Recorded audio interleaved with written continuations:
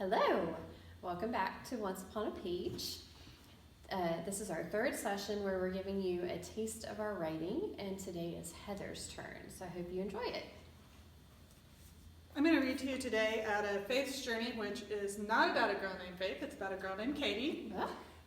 She has moved back home after leaving her faith and family behind, and she's meeting some new people, making some new friends who are kind of helping her deal with the angst that goes along with caring for an injured parent that you've always had a strenuous relationship with. It's part of the reason that she walked away from her faith to begin with.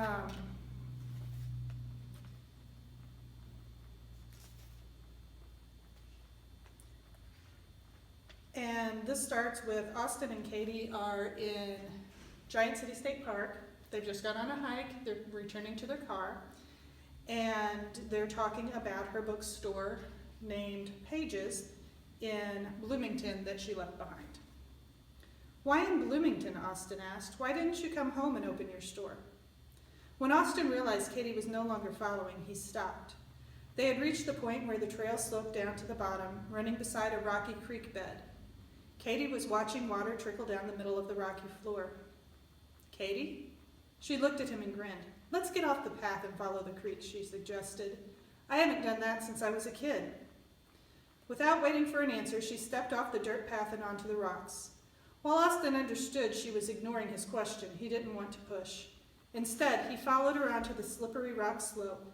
Katie was several feet in front of him, but Austin was not about to rush on the smooth, wet rock to catch up to her. Hey, Austin, she called back over her shoulder. Be careful here, it's... Katie's surprised yelp caused Austin to look up. Katie's feet flew out from under her. He cringed at the thud he heard as her body collided with the rock. Seeing her body slide along the slope of the creek bed, Austin left the rock for the dirt path beside it. He ran down to where Katie's descent had stopped. She had not moved from the spot. A dart of fear coursed through him as he considered the fact that she might not even be conscious. The thought took his breath from him. As quickly as he dared, Austin crossed the rock and dropped to his knees beside her. Katie, are you okay? What hurts? He bent down to examine her face. His fear left immediately replaced with indignation. I don't know what you think is so funny, he said. You scared me to death, and now you sit here practically laughing about it? A giggle. Actually, I am lying here, not sitting, she replied dryly. But if you could stop hovering over me like a mother hen, I would like to get out of this water. It's getting a little chilly. Convinced Katie wasn't seriously injured, Austin stood and took her hands to help her up. She groaned. I think I'm going to need a little more help than that, Katie said. Here, let me hold your arms instead of your hands, and you take mine too. Austin adjusted his grip and pulled. Katie lifted from the ground much easier than he expected.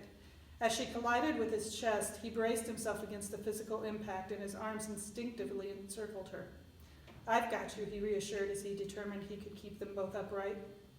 Austin was looking down at the top of her head when she looked up. Her eyes, bright with laughter at the situation, were only inches from his face. When Katie whispered a breathless thank you, Austin's gaze dropped from her eyes to her full, soft lips, which created the desire to know firsthand if they were as soft as they looked. His head lowered slightly, but stopped when one side of Katie's tempting mouth pulled down into a questioning frown.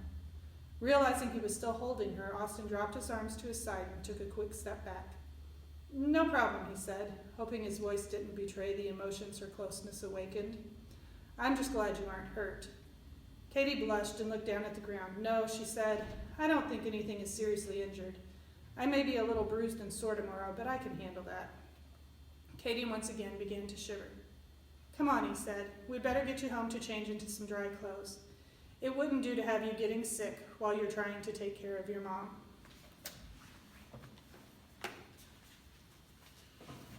I love scenes where it's like an almost kiss. Mm-hmm. It's just like the anticipation of when is it going to happen? When is it going to happen? You know, just keeps you reading through the whole book. Mm-hmm. Is that the way you feel? Yeah, I love those moments when you're watching the movie, you're reading the book or whatever, and you just get this like twinge of excitement, and then it's like, oh, they missed it. Yes, definitely. I love those moments, and Austin and Katie have those moments because lot, their don't they? road isn't Isn't it isn't an easy road Mhm. to get them. There's another guy that causes some issues, and so it's a journey for them, very much so. But you could definitely feel the tension between the two of them in that scene, though. There's definitely some attraction. Yeah. I can feel the cold wetness of the ground and everything, because we discussed the unrefined grace, and yeah, I slid down that rock bed. my goodness. Yes, there wasn't a cute guy at the bottom Oh, that no. almost kissed me. There Oh, were that's 3 disappointing. small boys that were laughing at Mom. Oh And a concerned mother going, are you okay, dear? So, yeah, I've experienced that. I am part of that Unrefined Grace Club that, yeah. So, this is Faith's journey, and Grasping Hope continues Katie's story, and both of them are out right now. And the third one will be out in June, and I'm looking forward to wrapping up Katie's Yeah. story. And she's comes a long way from Faith's journey to Relentless Love, which will be the third one. So That Nice. sounds nice. So here's something funny. In my first book, my character is actually a bookstore owner. oh, cool. And then in your book, she's a bookstore owner. And Uh-huh. I'm just thinking, I wonder if authors always like trend towards things like that, things that have to do with books and writing. Well, Thea in the third book, remember, she keeps getting drawn to the school bookstore. So that's kind of funny that you mentioned that.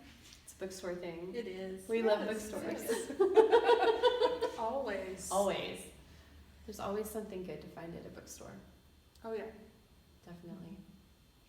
I like the smell of it when you walk in. Mm. The old bookstores The old are like, bookstores, oh, yeah. Oh yeah. Yeah, definitely. They don't Yeah, you go into like the big Right. ones and you get coffee. Yeah. Which I'm is not a not coffee appealing fan. to me. No. Wait a minute, Funny, none of us are coffee fans? fans. MT. I like tea. Hot Sweet chocolate tea. sometimes. Hot chocolate is Oh, my I love drink. hot chocolate. Cider yeah. in the fall. Yeah, Yeah. with the spices. And, Mhm, oh, yeah, definitely. yeah. Yeah. But I'm not a Yeah, coffee well, fan. that's That's really interesting. Usually there's always at least one that really loves the coffee. That's funny. As we all sit here with our mugs that Yeah. decidedly do not have coffee in them. It says tea right here. Oh, it does. does. Yeah. Okay. Well, I hope you enjoyed hearing a little bit about Heather's book, and that you can go check them out and come back to see us again if you like what our videos are doing. There's not really a better word. Please feel to click subscribe and follow us. We plan to do a lot more, and very soon we're going to be introducing a Christmas challenge, so you're definitely going to want to come back for that. Thanks for joining us today. Bye.